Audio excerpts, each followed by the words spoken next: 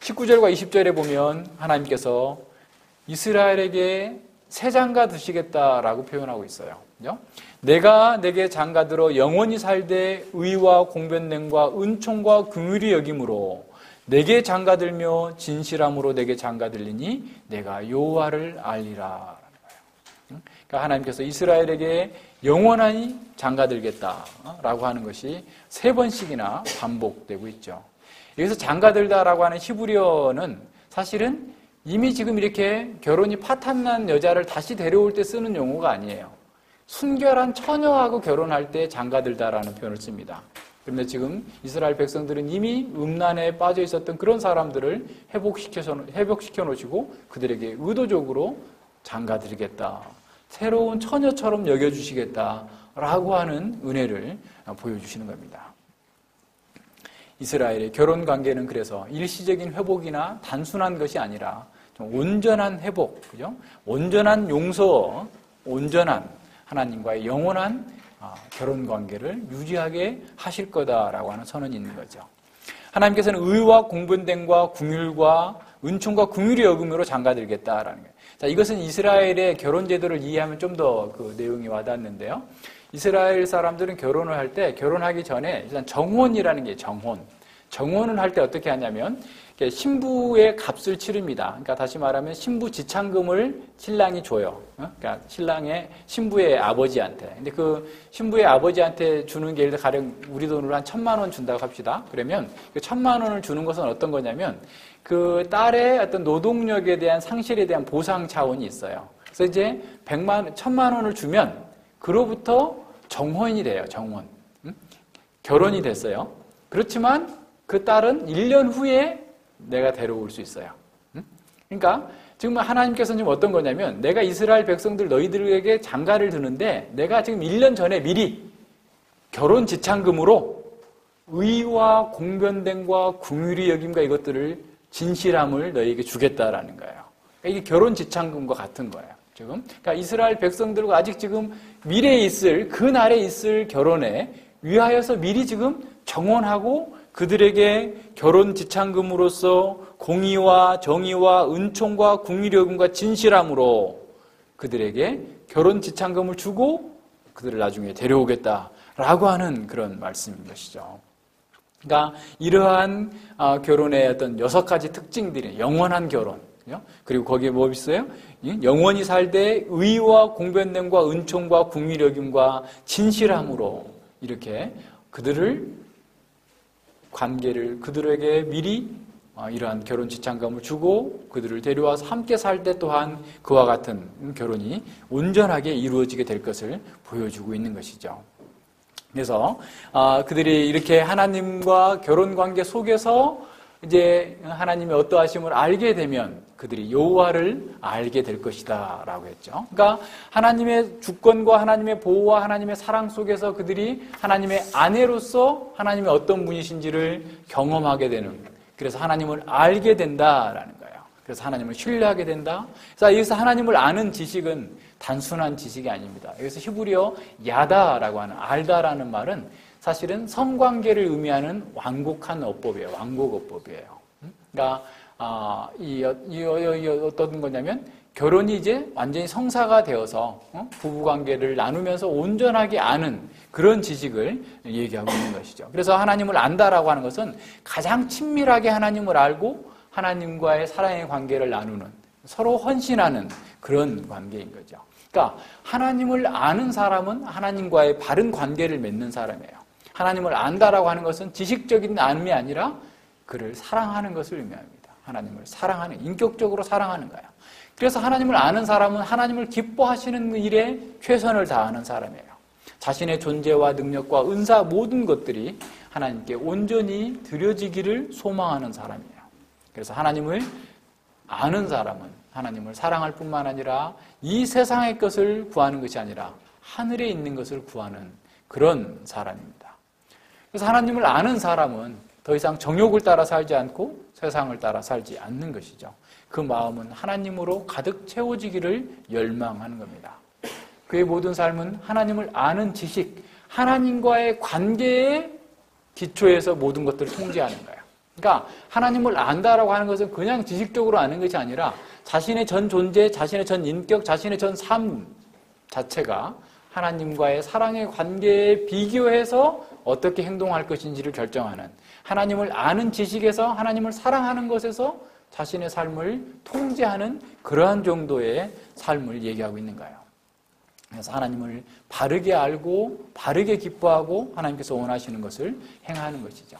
그러니까 하나님을 안다라고 하는 것은 그의 삶을 통하여서 증거되는 거예요. 사람들은 계속 호세아에서 얘기하고 있는 것은 자기들은 하나님을 안다라고 해요. 근데 하나님께서는 너희는 하나님을 모른다라고 얘기하는 거예요.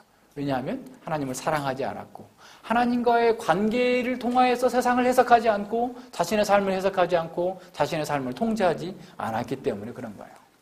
여호와를 사랑하는 것은, 여호와를 아는 것은 여호와를 사랑하기 때문에 여호와의 사랑의 근거에서 무엇이든지 행하는 것, 이것이 여호와를 아는 사람이에요. 그러니까 하나님께서 의와 공변됨과 공의와 궁유력임과 자비하심과 그리고 그 진실함으로 결혼 지창감을 주고 함께 우리를 받아주시고 우리에게 용서와 자비를, 사랑을 베풀어 주셨기 때문에 하나님의 아내인 이스라엘도 하나님을 알게 되고 하나님을 사랑하게 되고 하나님을 기뻐하는 사람이죠. 자, 이렇게 하나님을 아는 사람이 가장 행복한 사람입니다. 여호와를 알고 여호와를 사랑하는 사람보다 이 세상에 더 행복한 사람은 없어요. 여호와를 사랑하는 것보다 더 큰 기쁨과 더 큰 위로와 더 큰 안식은 없습니다.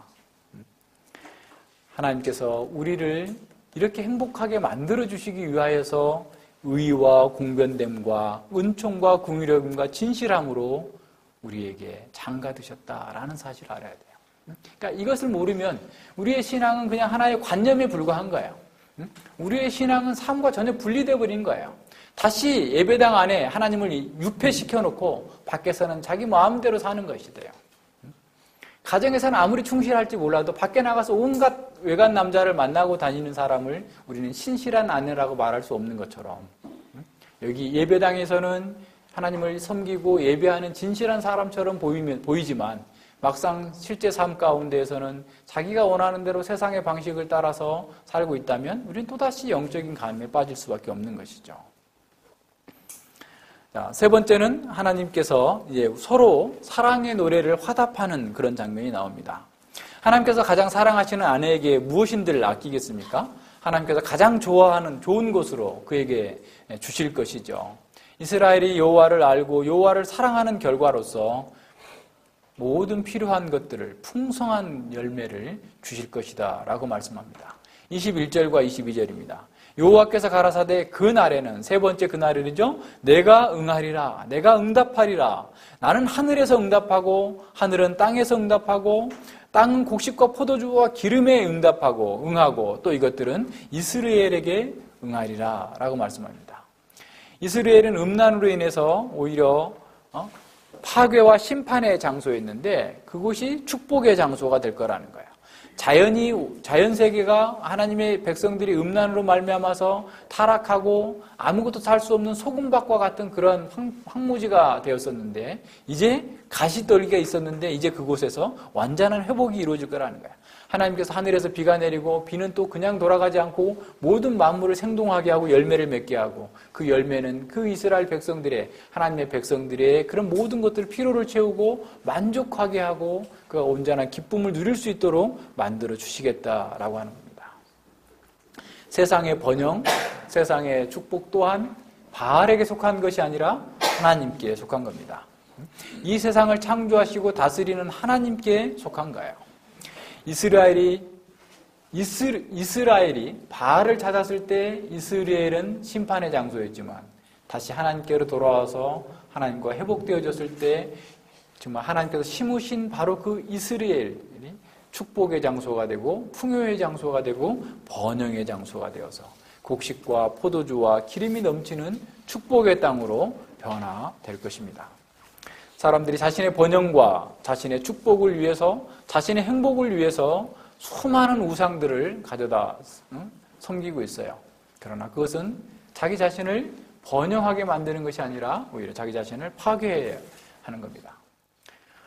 프랑스의 절대 왕정을 이뤘던 루이 14세의 아들 루이 15세와 가장 친했던 그 마담 드 퐁파두르라는 그런 여인이 있었습니다. 그는 엄청난 돈을 가지고 있었기 때문에 돈으로 살 수 있는 것은 뭐든지 다 살 수 있었어요. 그런데 그 사람은 정말 그리고 또 왕의 총애를 받았기 때문에 모든 신하들의 존경을 받았고 사람들의 백성들의 부러움의 대상이기도 했어요. 그런데 그 사람이 이렇게 말했다고 합니다. 지체 높은 자들의 형편은 어떤가? 이들의 마음은 오직 미래에만 있고 야망을 꿈꿀 때에만 행복할 뿐이다. 그러나 야망에는 평안이 없다. 나는 항상 우울하다. 때로는 그 이유도 모르겠다. 왕의 호의와 신하들의 존경과 집안의 하인들의 환대와 애정, 많은 친구들의 우정을 누리지만 그렇기 때문에 나는 행복해야 마땅하지만 나는 더 이상 이것들로 인해서 행복하지 못하다. 전에 나를 기쁘게 했던 것들이 이제는 더 이상 주의를 끌지 못한다. 파리에 있는 내 집을 금으로 그냥 으리으리하게 꾸며놨지만 그 기쁨은 이틀밖에 가지 못했다. 지금 현재 거처하고 있는 벨위에 있는 거처, 별장은 정말 매력적인 곳이다. 그런데 나 혼자만 이곳에서 삶을 견디지 못하고 있다. 친절한 많은 사람들이 자기를 찾아와서 파리에서 일어나고 있는 온갖 소식들과 모험담을 들려주지만 이들은 내가 자신들의 얘기를 듣고 있는 줄로 착각하지만 얘기가 끝날 때쯤 되면 무슨 얘기했는지 나는 다시 물어보기가 늘 일상이 되어버렸다. 한마디로 나는 살아있는 게 아니다. 죽을 때가 되기도 전에 나는 이미 죽은 사람이다. 모든 것이 내 삶에서 내 삶을 쓰디쓰게 만들려고 작당한 것 같다. 내 삶은 죽음의 연속이다라고 고백했다고. 모든 것을 다 할 수 있는 재물도 있고 권력도 있고 사람들로부터 존경을 받는 그 사람이 이렇게 말하고 있는 거예요. 그 무엇으로도 그 마음에 평강을 줄 수 없었어요. 우리가 잘 아는 괴테라고 하는 독일 작가도 80이 넘어서 그런 얘기를 했답니다. 자신이 80년 동안 살아온 날 중에 행복한 날을 다 계산해 보건대 몇 주도 되지 않는 것 같다. 그런데 자신이 행복해지려면 자신은 양심을 억눌러야 되는 그런 상태를 경험하고 있다라는 거예요. 자의식을 억누르지 않으면, 그러니까 자기가 원하는 것을 할 수 없었다라는 거예요. 양심의 자유를 누리지 못하면서 그는 80평생을 수많은 작품을 썼고 세상으로부터 존경과 사랑을 받았지만 그는 행복할 수 없었다라는 겁니다. 자, 그렇다면 우리가 꿈꾸는 것처럼 아주 그림 엽서에 나오는 아주 멋진 풍경에서 살면 행복할까? 그죠? 푸른 초원 위에 그림 같은 집을 짓고 그 속에서 살면 사람들은 행복할까? 그래서 오늘날 많은 사람들이 귀촌 귀농을 하죠. 그죠? 이제 돈도 벌 만큼 벌어놨고 시골 가서 편하게 살자라고 하는데 그 시골 동네에 그렇게 아름다운 풍경, 아름다운 바다, 아름다운 산 함께 사는 그 사람들마저도 그 속에 있는 악을 제거하지 못해서 계속 사람들과 싸우다가 다시 서울로 올라오는 사람이 많아요. 왜 그럴까요? 아름다운 환경, 아름다운 풍경, 그것이 사람의 마음을 바꾸지 못해요. 그것이 그들에게 행복을 주지 못해요. 그것이 그들의 마음에 안식과 위로를 주지 못한다라는 사실을 알아야 됩니다. 사람의 마음을 바꿔놓지 못하고 있는 것이죠. 그래서 예수님께서 뭐라고 말씀하셨어요? 너희가 진정으로 행복해지려면 하나님의 입에서 나오는 모든 말씀으로 산다는 거예요. 하나님과 교제하는, 하나님과의 바른 관계가 회복되기 전에는 우리는 그 무엇으로도 만족할 수 없는 존재들입니다. 청소년들 잘 들으세요? 우리가 여기서 열심히 뭔가를 해가지고 뭔가를 여러분이 얻으면 거기서 행복할 거다? 좋은 직장을 얻으면 행복할 거다? 그런 식으로 미루고 살면 죽을 때까지 그렇게 살아요. 지금 하나님과 바른 관계를 가져야 돼요. 하나님의 말씀에 따라 살아야 돼요. 하나님께서 원하시는 것을 해야 돼요. 하나님과 정말 충만한 사랑의 관계 속에 들어가기 전까지는 여러분 속에서 그 어떤 것도 참된 만족과 기쁨이 없다는 사실을 늘 기억해야 됩니다. 하나님께서 응답하시겠다라는 거예요. 하나님과 말씀하고 하나님께 기도하면, 하나님의 말씀을 듣고 하나님께 기도하면 하나님께서 응답해 주시는 그 관계 속에 있을 때에 비로소 우리는 행복하고 만족한 삶을 살 수 있게 됩니다. 남편과 아내가 친밀한 대화를 나누는 것처럼 하나님과 우리가 사랑의 교제 가운데에서 친밀하게 교제하는 가운데 있을 때 비로소 그 속에서 만족이 있고 안식이 있고 행복이 있는 거예요. 자, 그런 하나님의 백성들에게, 하나님의 사람들에게 우주와 만물을 창조하시는 부유하신 하나님께서 먹을 거, 입을 거 이런 거 주시지 않겠어요? 우리의 필요를 채우시지 않겠어요? 예수님께서 뭐라고 말씀하시죠? 하물며 너희일까 보냐.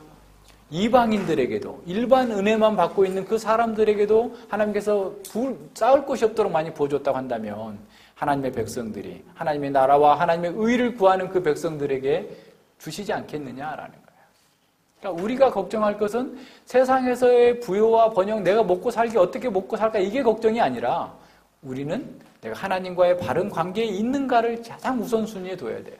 그렇지 않으면 늘 우리는 다람쥐 쳇바퀴 돌듯이 시간이 지나도 항상 그 자리에 머물러 있습니다.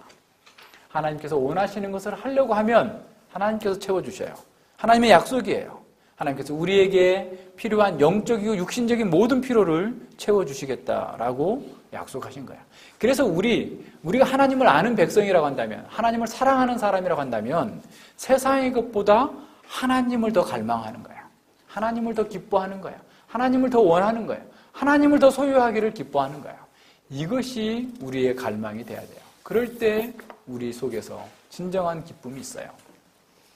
자, 이스라엘은 하나님의 아내가 됨으로써 완전한 인생의 역전을 경험하게 되는 거죠. 23절을 보세요. 내가 나를 위하여 이 땅에 심고 긍휼히 여김을 받지 못하던 자를 긍휼히 여기며 내 백성이 아니던 자를 향하여서 이르기를 너는 내 백성이라 하리니 저희는 이르기를 주는 내 하나님이라 하리라. 이게 하나의 노래의 형식입니다. 아나라고 하는 히브리어가 사용됐는데 이 아나는 서로 주고받는 대화. 우리 그 아가서에서 본 것처럼 합창하고 솔로몬이 노래하고 술람이 여인이 노래하고 이렇게 하는 것처럼 이런 지금 그런 방식이에요. 내가 너는 내 백성이라 하면 저는 내 하나님입니다. 주는 내 하나님입니다. 라고 이렇게 고백하는 이런 찬양이 이루어지게 되는 이 상황입니다. 그러니까 땅에서 쫓겨났던 자들이 다시 땅에 심겨지는 것이고 긍휼히 여김을 받지 못했던 자 루하마 긍휼히 여김을 받는 자가 되고 내 백성이 아니다 했던 내 백성이 되고 로암미가 암미가 되는 이러한 인생 역전이 이루어지게 되는 거예요. 너는 내 백성이다 라고 할 때 이것은 너는 내 사랑이다 라는 말로 바꿔 쓸 수 있어요. 너는 내 사랑이다. 하나님께서 이 세상 가운데서 가장 사랑하시는 자다 라고 우리를 부르시는 거예요. 하나님의 사랑에 대한 최상급의 표현이 너는 내 백성이다 라는 표현입니다. 이 말씀을 사도 바울은 로마서 9장에서 이방인이었던 우리가 하나님의 백성에 참여하게 된 사실로서 연결해서 적용해주고 있어요. 베드로전서 2장 10절에서 너희가 전에는 백성이 아니더니 이제는 하나님의 백성이요 전에는 긍휼을 얻지 못하더니 이제는 긍휼을 얻은 자니라. 죄로 인해 죽어서 영원토록 사망 가운데서 처해야만 마땅한 우리가 가장 큰 인생 역정을 경험해서 하나님의 가장 사랑하는 자가 되었다는 사실, 얼마나 놀라운 일입니까? 다시는 하나님께로부터 분리될 수 없는 이 복을 누릴 수 있는 자가 되어진 것이죠. 이제 하나님의 백성이 된 겁니다. 하나님 나라의 극치에 이를 때까지 우리는 하나님의 보호하심과 하나님의 공급하심과 하나님의 임재를 영원토록 맛보게 될 것입니다. 하나님을 아는 사람은 그렇기 때문에 어떠한 상황 속에서도 두려워하지 않아요. 강하여 용맹을 발휘하리라 라고 하는 그 말씀대로 살아나갈 수 있는 거죠. 그래서 하나님의 사람들은 어떤 상황에서도 나의 주, 나의 하나님이라고 외치는 거예요. 하나님을 향하여서 나의 주, 나의 하나님, 주는 나의 하나님이십니다 라고 고백하는 것은 하나님이야말로 나의 모든 것입니다. 나의 알파와 오메가입니다. 나의 기쁨이요, 나의 소망이요, 나의 생명 전체입니다 라고 하는 고백인 거예요. 그러니까 하나님께서 너는 나의 최고의 사랑하는 백성이다 라고 얘기할 때 우리는 하나님은 나의 모든 것입니다. 하나님은 나의 전체입니다. 나의 모든 것입니다 라고 고백하면서 화답하는 삶을 살게 될 겁니다. 사랑은 서로 닮게 하고 사랑하는 사람은 서로를 원하게 됩니다. 하나님은 우리를 하나님의 성품으로 바꾸어 놓으시고 우리는 사랑으로 역사하는 믿음으로 하나님께 우리 자신을 드리는 겁니다. 하나님은 사랑이시기 때문에 우리를 사랑의 화신으로 사랑이라고 하는 그런 무형의 원리가 우리의 삶 가운데서 유형화되도록 바꾸어 놓으실 거예요. 하나님께서 우리를 그렇게 바꾸어 놓으시는 겁니다. 하나님은 사랑이시기 때문에 우리가 하나님을 알고 하나님을 사랑할수록 우리도 하나님을 사랑하고 이웃을 사랑할 수 있는 사람이 되도록 만드는 거예요. 그리스도의 사랑은 태양과 같습니다. 그리스도의 사랑 안에는 빛과 열이 동시에 들어있어요. 그래서 그리스도의 사랑을 받는 사람은 어둠에 다니지 않습니다. 그리스도의 빛으로 세상을 자신을 밝히 보고 속지 않고 살아가는 것이죠. 그래서 빛의 자녀들처럼 살아갑니다. 그리스도의 사랑은 뜨거운 햇살처럼 우리의 마음의 차가움을 다 녹여내는 거예요. 그래서 우리도 따뜻한 사람이 되어서 다른 사람에게 하나님께 대하여서 사랑으로 반응할 수 있는 사람이 되는 겁니다. 우리가 너는 내 백성이라 라고 하는 그 하나님의 사랑을 체험했기 때문에 우리는 새로운 사람이 되는 거예요. 우리는 사랑의 사람이 됩니다. 우리는 그리스도로 말미암아서 주는 내 하나님이시다 라고 화답하면서 고백하는 것은 주님만이 저의 모든 것입니다. 저는 주님께 완전히 속한 자가 되기를 원합니다 라고 하는 그런 고백을 하고 있는 것이죠. 이렇게 삶으로서 부르는 노래는 우리가 정말 누구인지 우리의 정체성을 가장 선명하게 보여주는 것이 됩니다. 이스라엘을 심판하신 하나님께서 이스라엘을 구원하십니다. 이스라엘에게 궁유를 거두시고 내 백성이 아니라라고 말씀하신 그 하나님께서 그 날에 궁유를 베푸시고 너는 내 백성이다, 너는 내 사랑이다 라고 선언하십니다. 깨어진 관계를 회복하시겠다고 약속하셨습니다. 심판과 구원, 재앙과 축복이 모두 하나님 한 분에게 달려 있습니다. 오직 하나님만이 인생과 민족들의 운명을 결정하시고 역사를 주관하십니다. 심판과 재앙, 불행과 재난마저도 하나님의 통제 아래 있습니다. 심판의 주체가 하나님이시라는 것은 우리에게 이중적인 의미가 있습니다. 한편으로는 심판받는 자가 그 상황에서 빠져나올 수 없는 절망적인 상태를 의미합니다. 그 누구도 그를 그 상황에서 구원해낼 수 없습니다. 그래서 에레미야는 이렇게 탄식했어요. 세번역 성경을 제가 인용을 했는데요. 주께서 내가 두려워하는 것을 마치 명절에 사람을 초대하듯이 사방에서 불러드렸습니다. 그래서 주께서 분노하신 날에 피하거나 살아남은 사람이 아무도 없었습니다. 내가 사랑으로 고이 기른 것들을 내 원수들이 모두 죽였습니다. 하나님께서 진노하셔서 심판하실 때에 그 누구도 벗어날 수 없었음을 이렇게 표현하고 있는 거죠. 절망적인 상황에서 탄식한 것. 예루살렘이 멸망한 후에 에레미야의 탄식입니다. 그러나 다른 한편으로는 하나님의 심판인 곧 하나님의 공의가 드러나는 계시적 사건이기 때문에 하나님을 만날 수 있는 기회가 됩니다. 살아계신 하나님의 능력을 경험한 자는 절망하지만 그래도 그분께 눈을 돌리며 구원을 요청할 수 있습니다. 에레미야 5장 21절이죠. 주님, 우리를 주께로 돌이켜 주십시오. 우리가 주께로 돌아가겠습니다. 우리의 날을 다시 새롭게 하셔서 옛날과 같게 하여 주시옵소서라고 부르실 수 있는 것이죠. 심판자께서 곧 구원자이심을 알게 될 때 미래의 구원 약속은 확실하게 보장됩니다.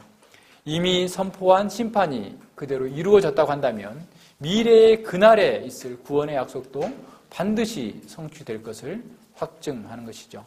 심판 이후의 구원은 막연한 소망이 아니라 역사를 주관하시고 역사를 다스리시는 그 하나님의 의지 가운데 나온 겁니다. 이미 실현된 이 역사적 경험을 통하여서 심판의 경험을 통하여서 구원도 완벽하게 성취될 것을 확신할 수 있습니다. 이 모든 말씀은 그리스도 안에서 우리에게 실제가 되었습니다. 그리스도는 십자가에서 가장 가혹한 심판을 받으셨습니다. 아담 이후에 모든 인류가 지은 죄를 끔찍한 그 십자가에서 고난당하신 거죠.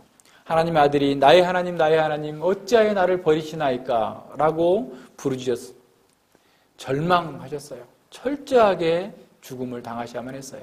이것은 우리가 얼마나 끔찍한 죄인들인지를 보여줄 뿐만 아니라 하나님의 아들마저도 하나님의 공의의 실행인 죄의 심판이 없이는 우리를 구원할 수 없다고 하는 이 사실을 우리에게 보여주는 겁니다. 그러나 바로 그 십자가가 하나님의 사랑을 가장 선명하게 드러냅니다. 십자가에서 음란한 아내를 회복시키시고 그에게 장가들겠다고 약속하신 하나님의 언약이 성취되는 사건입니다. 하나님께서 약속하셨던 결혼 지참과 같은 그런 축복들이 그리스도 안에서 우리에게 실제가 되었습니다. 우리는 하나님께 긍휼히 여김을 받았고 우리는 하나님의 공의와 하나님의 자비와 하나님의 진실하심 그 축복을 이미 누리고 있는 것이죠. 우리는 하나님과 결혼함으로써 영원히 살게 되었고 의와 평강으로 보호를 받게 되었습니다. 우리는 의와 공변됨과 은총과 긍휼히 여김과 진실하신 여호와를 남편으로 맞이하여서 여호와를 알게 되었고 여호와를 사랑하게 되었고 여호와와 동행하게 되었습니다. 미가 선지자는 이 일이 이루어지기 전 700년 전에, 지금부터 2700년 전에 이렇게 노래했습니다. 주와 같은 신이 어디 있으리이까? 주께서는 죄악을 사유하시며 그 기업에 남은 자의 허물을 넘기시며 인애를 기뻐하심으로 노를 항상 품지 아니하시나이다. 다시 우리를 긍휼히 여기셔서 우리의 죄악을 발로 밟으시고 우리의 모든 죄를 깊은 바다에 던지시리이다. 주께서 옛적에 우리 열조에게 명세하신 대로 야곱에게 성실을 베푸시며 아브라함에게 인애를 더하시리이다. 죄로 인해 죽었던 우리도 하나님을 주는 내 하나님이라고 찬양할 수 있게 되었습니다. 주는 우리의 전부이다라고 찬양하게 되었습니다. 그래서 우리는 그리스도를 믿는 그 소망의 한 파편을 붙들지언정 세상을 붙잡지 않게 되었습니다. 우리는 우리의 어리석음 때문에 때로는 그리스도의 징계와 심판을 받을지라도 우리는 그리스도께로만 피할 것이라고 담대하게 말할 수 있습니다. 우리의 진정한 위로와 행복은 오직 예수 그리스도께 있기 때문에 그렇습니다. 우리는 오직 예수 그리스도 안에서 참된 행복과 위로를 발견할 수 있습니다. 종교개혁의 그 치열한 전투에서 우리의 선배들은 이렇게 고백했습니다. 그들은 수많은 고난과 유혹, 오류와 협박에 직면하면서도 그들의 믿음과 삶을 이렇게 선명하게 요약했습니다. 하이델베르그 요리문답 제1문답입니다. 사나 죽으나 당신의 유일한 위로는 무엇입니까? 답은 사나 죽으나 나는 나의 것이 아니고 몸과 영혼이 모두 나의 신실하신 구주 예수 그리스도의 것입니다. 내 주, 나의 하나님이라고 부르는 것이 그들에게 있어서 가장 큰 위로라는 거예요. 예수 그리스도께서 당신의 보배로운 피로 나의 모든 죄값을 완전히 치르시고 나를 마귀의 권세로부터 자유케 하셨습니다. 또한 예수 그리스도께서는 나의 하늘 아버지의 뜻이 아니고는 나의 머리털 하나도 상함이 없게 하시는 그런 방식으로 나를 지켜주십니다. 하나님께서 모든 자연세계와 언약을 맺어서 전쟁을 다 없애서 그들을 평안히 눕게 하시겠다라고 했던 그 약속이 여기에 반영되고 있죠. 실로 이 모든 것이 나의 구원을 위하여 함께 일하게 하십니다. 그러니까 세상의 모든 것들이 우리의 구원을 위하여서 일하게 하신다라는 것을 고백하는 거죠. 그러므로 그리스도께서 또한 성령으로 말미암아 나로 영원한 생명을 확신하게 해주시고 나로 진심으로 자원하게 하시고 이제부터 당신을 위하여 살게 하십니다. 이것이 우리의 선배들이 고백했던 그 노래예요.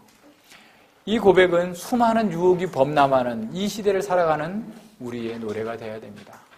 사실은 이 호세아의 회복의 말씀은 바로 이 하이델베르그 요리문답 1문답에 요약되어 있고 이것이 또한 우리의 노래로 우리의 자녀들의 노래로 이 시대에 오고 오는 모든 시대의 교회들의 노래로 울려 퍼지고 하나님 나라의 극치에 이르길 때까지 이 노래는 변함없이 불려지게 될 겁니다. 같이 기도하겠습니다. 하나님 아버지 감사를 드립니다. 주께서 참으로 음란한 여인과 같은 저희들을 광야에서 그 십자가에 못 박히신 예수 그리스도를 통하여서 회복시켜 주시고 그날에 주시겠다고 하는 그 약속을 예수 그리스도 안에서 저희들에게 쌓을 곳이 없도록 부어주셔서 하나님과 온전한 관계를 맺고 하나님께서 우리에게 장가드셔서 우리에게 주시는 이 놀라운 축복들을 맛보며 살아갈 수 있도록 인도하여 주시며 너는 나의 사랑하는 자다라고 말씀하시고 저희들은 하나님이 우리의 모든 것입니다. 주는 나의 하나님입니다 라고 고백하며 살아가면서 진정한 위로와 평강을 누리고 행복을 누리며 살아갈 수 있도록 은혜 주심을 진실로 감사를 드립니다. 우리가 하나님을 아는 자답게 우리의 삶 모든 영역에서 우리에게 주어진 모든 것들을 하나님 앞에서 하나님을 사랑하기 때문에 모든 것을 행할 수 있는 사람들로 변화되어 줄 수 있도록 함께하여 주시옵소서. 우리의 연약함과 우리의 부족함들을 다 내려놓고 오직 그리스도 안에서 온전케 되어져서 하나님을 아는 만큼 사랑하며 하나님을 영화롭게 하는 것이 우리의 진정한 기쁨과 행복이 되게 하여 주시옵소서. 감사드리며 예수님 이름으로 기도드립니다. 아멘.